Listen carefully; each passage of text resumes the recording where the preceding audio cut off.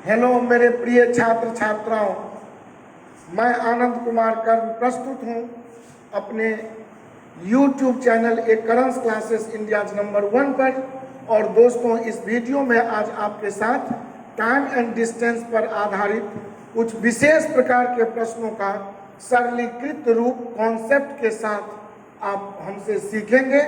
मुझे विश्वास है कि आपने जो मेरा पिछला वीडियो देखा है उस पर बहुत ही सुंदर अच्छे कमेंट, अच्छे लाइक, या यूँ कहूँ कि हमें टेलीफोनिक माध्यम से आप लोगों ने मेरे उत्साह और मेरे जज्बा को बहुत आगे तक पहुंचाने का काम किया है। तो दोस्तों, मैं चल रहा हूं आपके साथ बहुत ही बेहतरीन क्वेश्चन पर, और टाइम एंड डिस्टेंस से रिलेटेड बहुत ही टेक्निकल प्रश्न जो हमारे परीक्षा में आते हैं, खास करके एसएससी, सीजीएल, या आपका बैंकिंग सेक्टर हो, या डिफेंस हो, या रेलवेज हो, जो आगामी एनटीपीसी परीक्षा आने वाली है, इन सब तमाम प्रश्नों को जो सिलसिलेवार ढंग से हम देख रहे हैं पूछता आ रहा है परीक्षा, तो उस पर आधारित आज हम कुछ विशेष प्रकार के प्रश्नों का आपके साथ विवेचना कर रहा हूं। मुझे विश्वास है दोस्तों कि आपको यह वीडियो काफ़ी पसंद आएगा। वीडियो पसंद आए तो सब्सक्राइब करना नहीं भूलेंगे, बेल आइकन जरूर दबा लेंगे। मेरे दोनों असिस्टेंट विकास जी और अविनाश जी मौजूद हैं, तो पहला क्वेश्चन मैं बोर्ड पर डाल रहा हूं दोस्तों।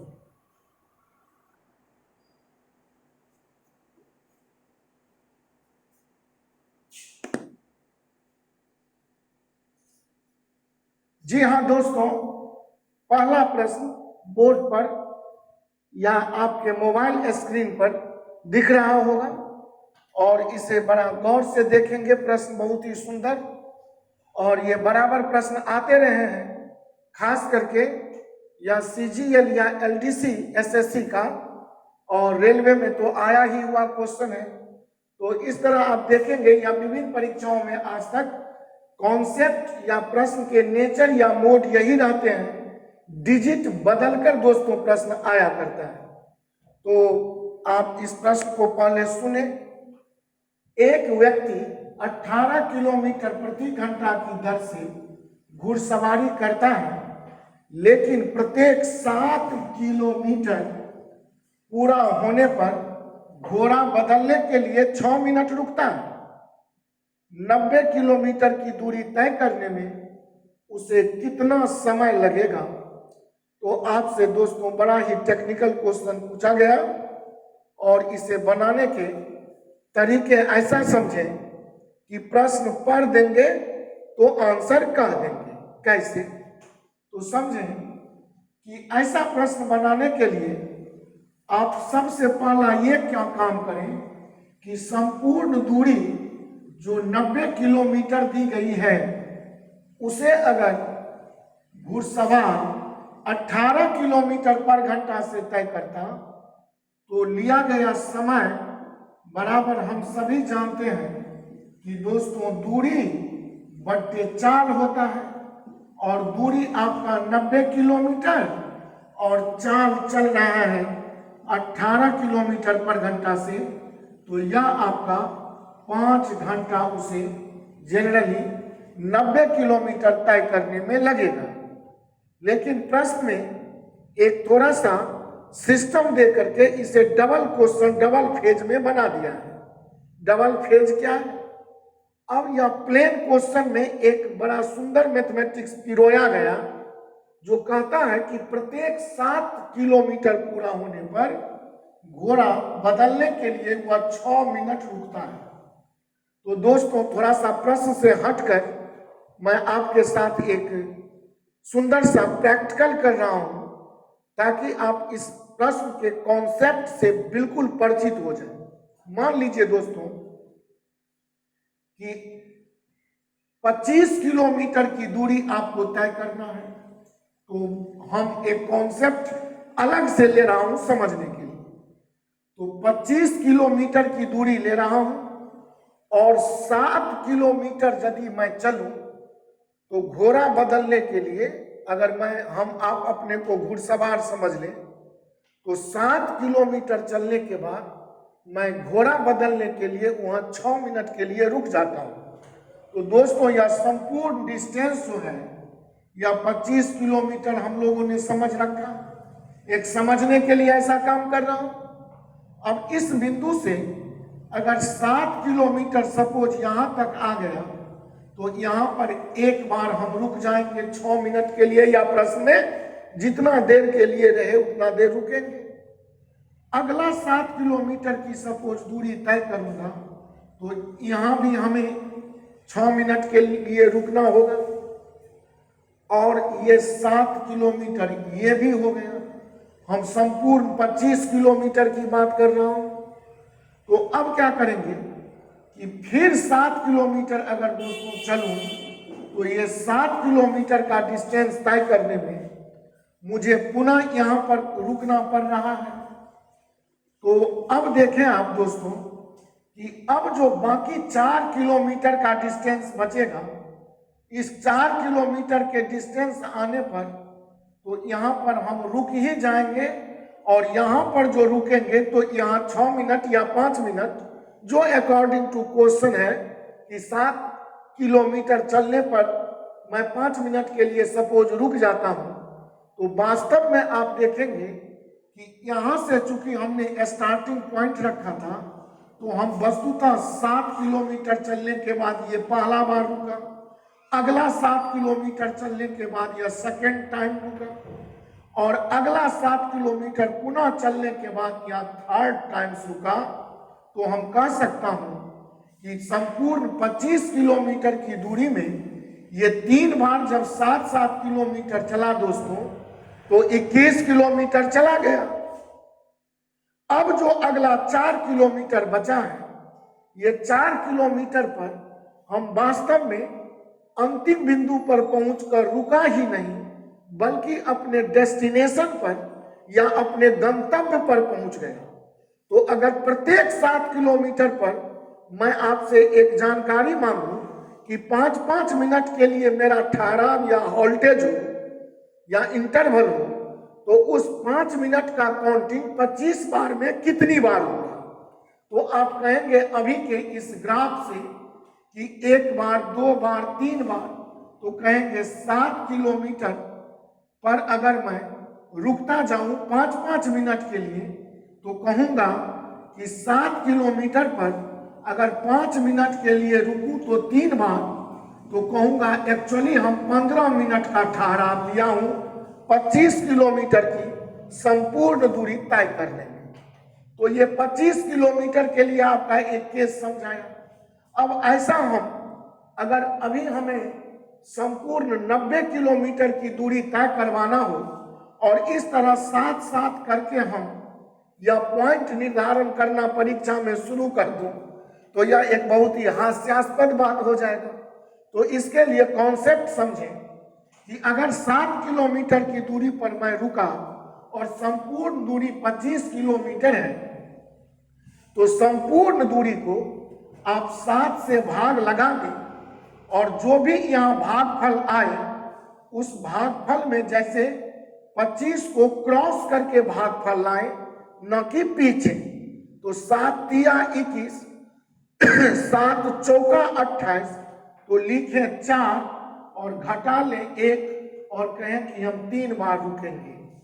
अगर सपोज 21 किलोमीटर की दूरी होता, आपके मन में आएगा कि अगर 21 किलोमीटर की दूरी होता तो 7 से भाग लगाता, भागफल नेट 3 आता, लेकिन इसमें 1 घटाकर हम 2 बार ही रुकते। क्यों?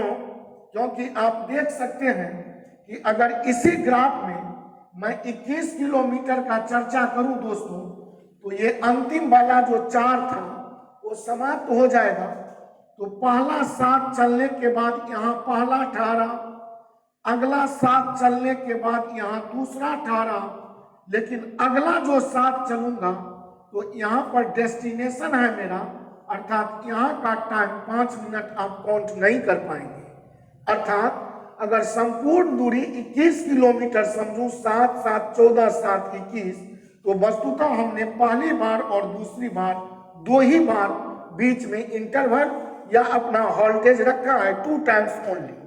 तो इस परिस्थिति से अब अगर मैं क्वेश्चन में चलूं ना दोस्तों, तो ये तो 90 किलोमीटर की दूरी अगर 18 किलोमीटर पर घंटा से कांस्टेंट चलता रहे तो ये मामला तय है कि 5 घंटा में वो पहुंचेगा डेस्टिनेशन या गंतव्य पर।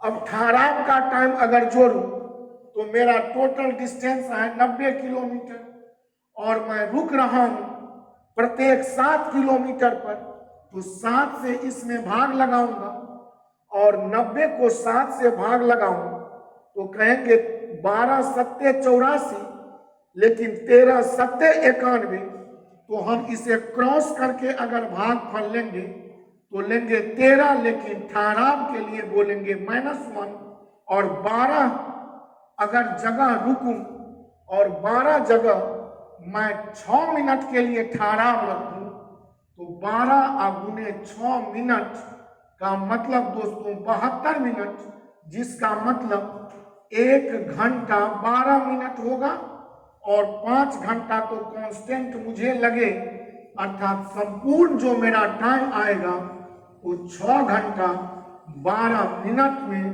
मैं अपने डेस्टिनेशन पर पहुंच जाऊंगा। और ऑप्शन बी आपका दोस्तों बिल्कुल सही है।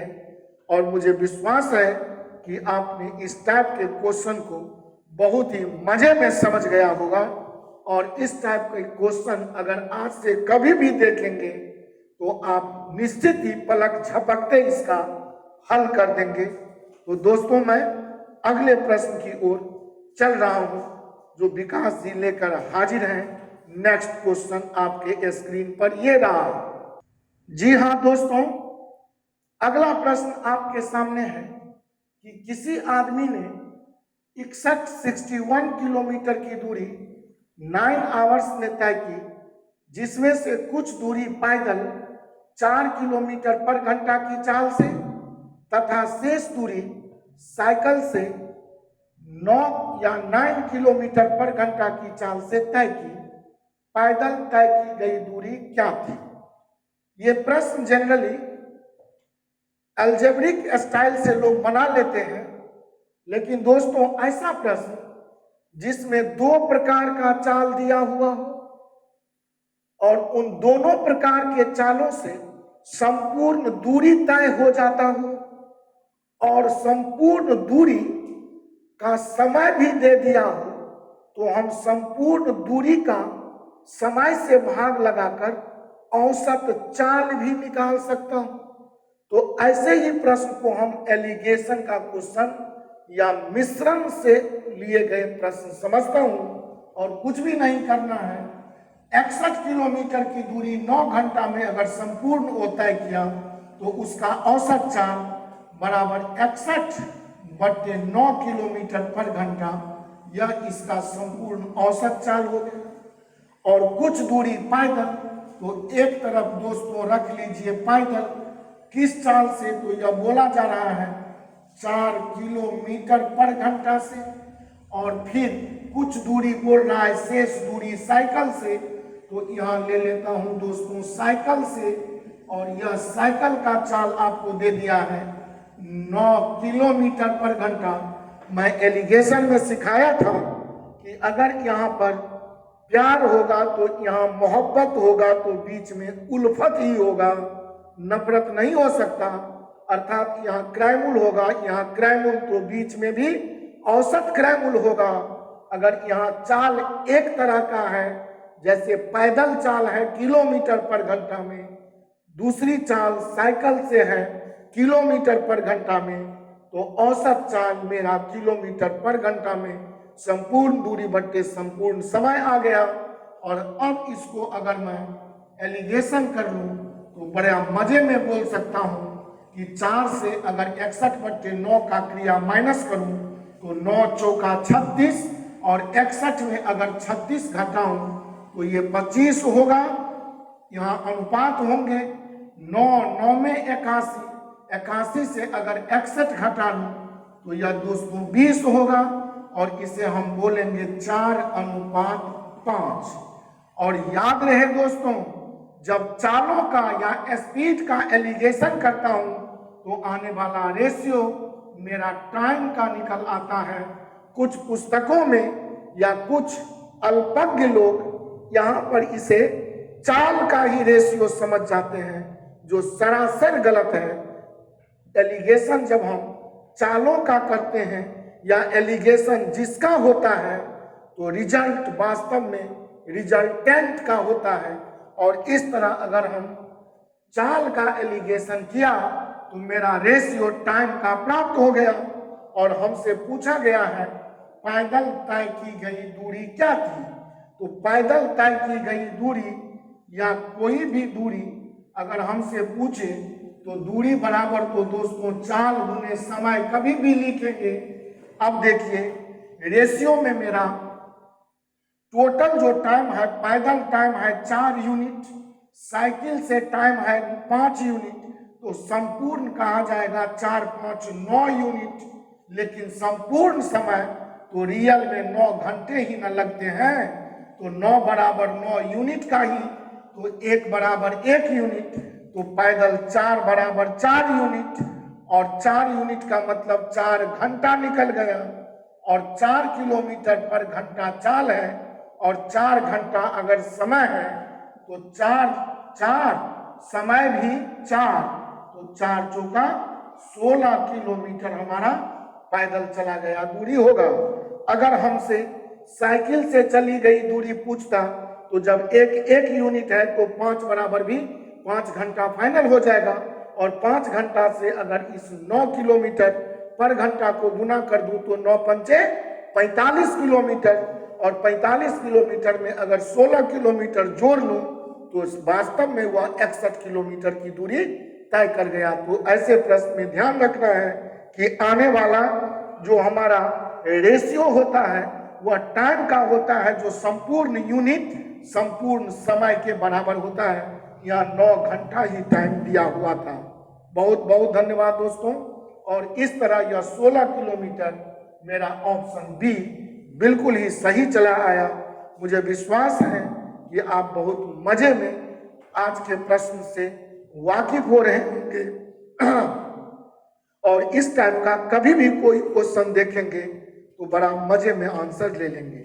दोस्तों मैं नेक्स्ट क्वेश्चन की तरफ चल रहा हूं। बहुत ही बेस्ट क्वेश्चन दोस्तों अगला आपके लिए मैं लाया हूं, और ये सब प्रश्न इस प्रकार से आपको मैं समझा रहा हूं पार्ट वाइज अपने सेशन में, ताकि आपको कहीं भी टाइम एंड डिस्टेंस का मेरा अगर सारा पार्ट वीडियो आप देख लें तो मेरा पूरा मानना है कि आप परीक्षा जैसे कठिन घड़ी में प्रश्न पढ़ देंगे तो उत्तर कह देंगे। लेकिन ध्यान रहे, और यह मेरा हिदायत या चेतावनी समझिए कि निश्चित ही अगर कोई भी चैप्टर मेरा वीडियो देखते हैं तो उसका पार्ट 1 से सारा वीडियो देख जाए, तब निश्चित ही आपको प्रश्न पर 100% विजय प्राप्त हो जाएगी। प्रश्न है बहुत मजेदार। एक व्यक्ति अपने सामान्य गति की 3/4 गति से चलकर अपने कार्यालय अपने सामान्य समय से 20 मिनट देर से पहुंचता है। तदनुसार उसका सामान्य समय कितना है? तो सबसे पहली बात कि अगर अपने सामान्य गति का मतलब अपना जो उसका नॉर्मल स्पीड है, उस नॉर्मल स्पीड से न चलकर नॉर्मल स्पीड का 3/4 चलना। तो 3/4 चाल से अगर कोई चले तो आपको ऐसा मैं टाइम एंड वर्क सब चैप्टर में सिखाता आ रहा हूं कि 3/4 चाल से कोई चले तो इसका मतलब उसने 1/4 चाल की कमी कर दी। जो यह माइनस आता है वह कमी या शेष कहलाता है। 1 से टोटल चाल 1 होता है। कोई भी चीज इस ब्रह्मांड में यूनिट में 1 ही होता है। शुरू से समझा रहा हूं। तो अगर 3/4 चाल से चलकर कोई व्यक्ति अगर कहीं चले तो कॉमन कॉन्सेप्ट है कि उसके चाल में 4 में 3 गया, 1/4 चाल की कमी रह गई, और इसी कारण वह अपने सामान्य समय से 20 मिनट देर से पहुंचता है। तो आपको समझा दूं, इसके बनाने के लंबे चौड़े प्रोसेस हैं, लेकिन आपको कुछ भी नहीं करना है। यहाँ जो कमी आया या शेष निकाल लेंगे रिमाइंडर, और यही 20 मिनट देर बराबर रख देंगे। और 1 बराबर 20 चौका 80 मिनट कहेंगे, अर्थात ये 80 मिनट का माने 80 मिनट अभी समय बोलेंगे लगा है। अभी अगर दोस्तों हमसे पूछ देता कि बताइए कि उसे गंतव्य तक पहुंचने में कितने समय लगे हैं, तो हमारा उत्तर 80 मिनट आ जाता तुरंत। लेकिन यहाँ पर पूछा है तदनुसार उसका सामान्य समय कितना है, अर्थात उसका नॉर्मल टाइम क्या है जो वो पहुंचता। तो ऐसा करने से जो आंसर आपका आया है ये 80 मिनट अभी 3/4 चाल चलने के कारण लगे। जबकि अगर पूछे कि सामान्य समय क्या है तो 80 मिनट लगा है, जिसमें 20 मिनट देर से पहुंचा है, तो यही 20 इसमें से माइनस कर लें और 80 में 20 गया, 60 मिनट आपका आंसर या 1 घंटा, ऑप्शन डी बिल्कुल सही है।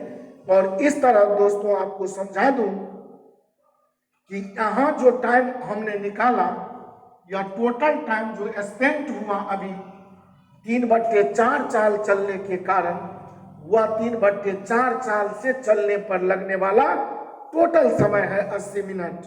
अगर वह अपने वास्तविक चाल से चलता तो 20 मिनट कम लगता, तुरंत घटा देंगे।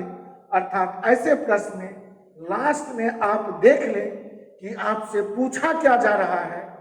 जो ही पूछे सामान्य समय तो तुरंत जो आए उसमें यही चीज घटा कर बोलेंगे।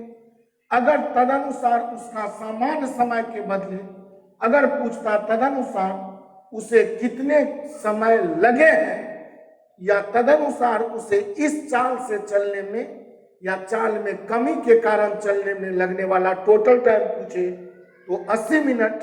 जबकि अगर वो नॉर्मल स्पीड से चलता, अपनी वास्तविक स्पीड से चलता, अपनी रियल स्पीड से चलता तो 80 मिनट न लगकर 20 मिनट कम लगता और 60 मिनट मेरा ऑप्शन डी बिल्कुल ही करेक्ट आ गया।